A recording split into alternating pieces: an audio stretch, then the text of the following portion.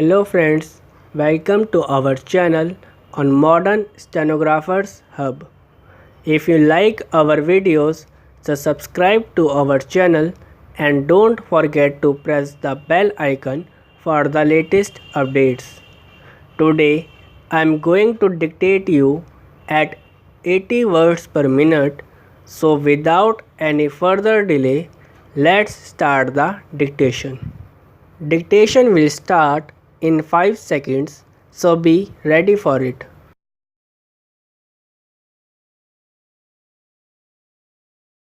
I should right at the beginning to say that I welcome the amendment which was proposed to the draft resolution by the Foreign Minister of the United Arab Republic.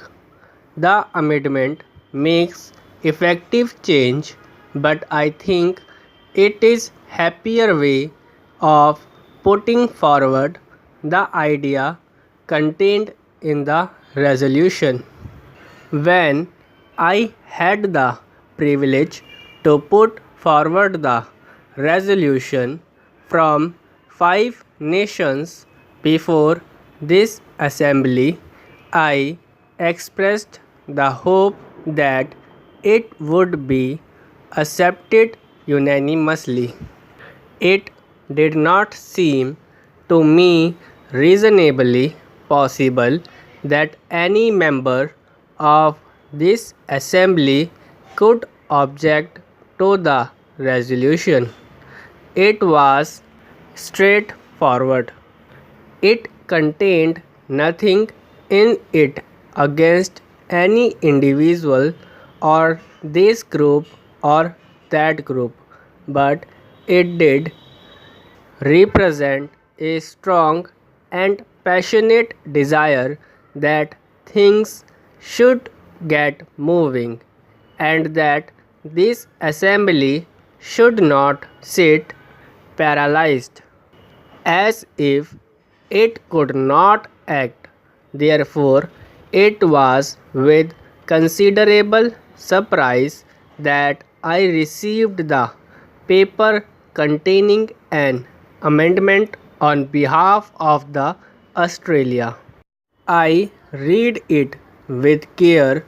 I found some difficulty in understanding it, and the more I read it, the more surprised I was that any member of this assembly should have put this forward as an amendment.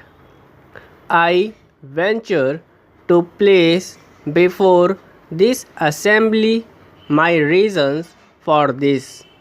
First of all, it seemed to me quite patiently that it had nothing to do by way of amending the preposition which we had put forward. It is not an amendment. I do not perhaps know the rules of this assembly, but it is not an amendment. It may be, of course, a separate resolution in some form or another, and might have been brought forward and considered by this House. If it was so considered, I would have had much to say about it and against it. The Prime Minister of Australia, in his speech, made it quite clear that it was not an amendment, although he might call it so. Therefore, I could not quite understand that meaning lay behind this amendment. I have the greatest respect for the Prime Minister of Australia, more especially for his keen mind and ability. I wondered if that keen mind had not tried to cover up with a jumble of words something which had no meaning at all. I was particularly keen to listen to the Prime Minister of Australia in the hope that he might throw some light on this aspect. He stated clearly that he dissented from the last paragraph of the resolution.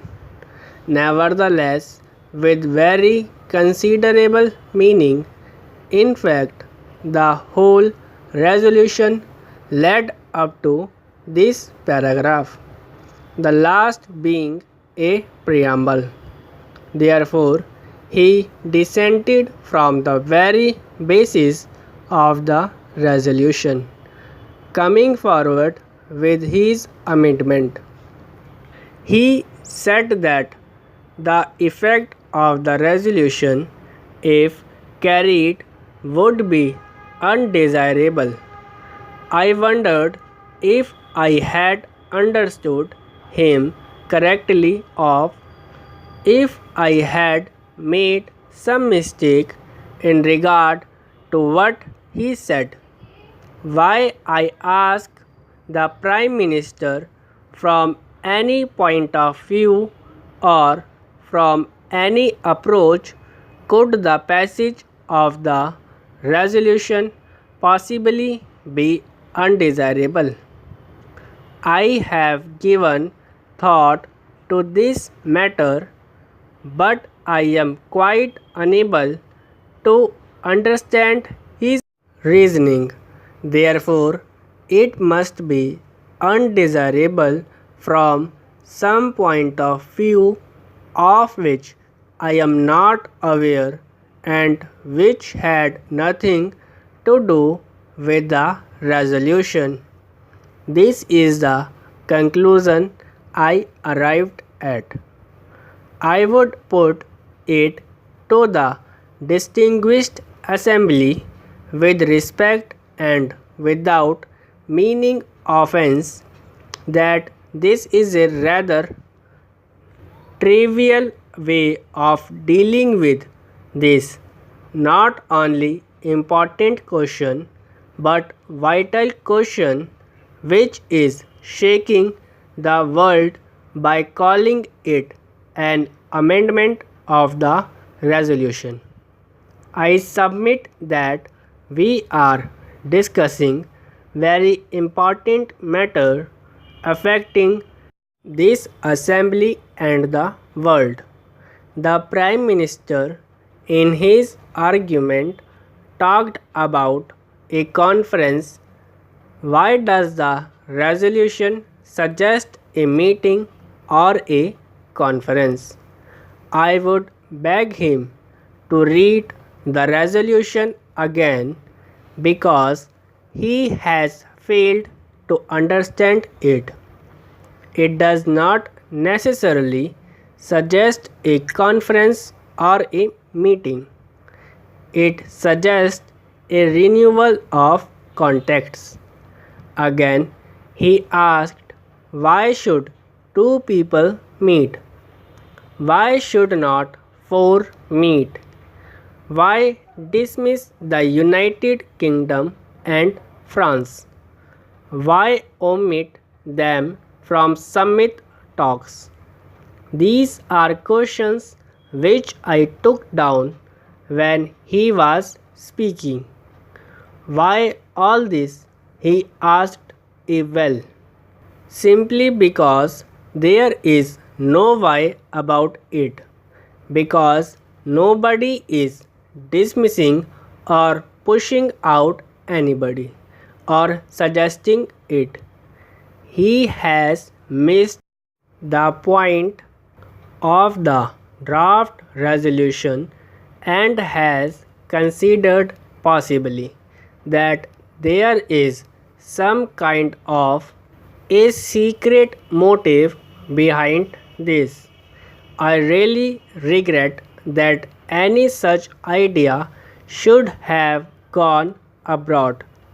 The draft resolution was put forward in all good faith for the purposes named in it, and the suspect it of some secret device to push out somebody or not to pay adequate respect to some country is not fair on the part of the honorable gentleman.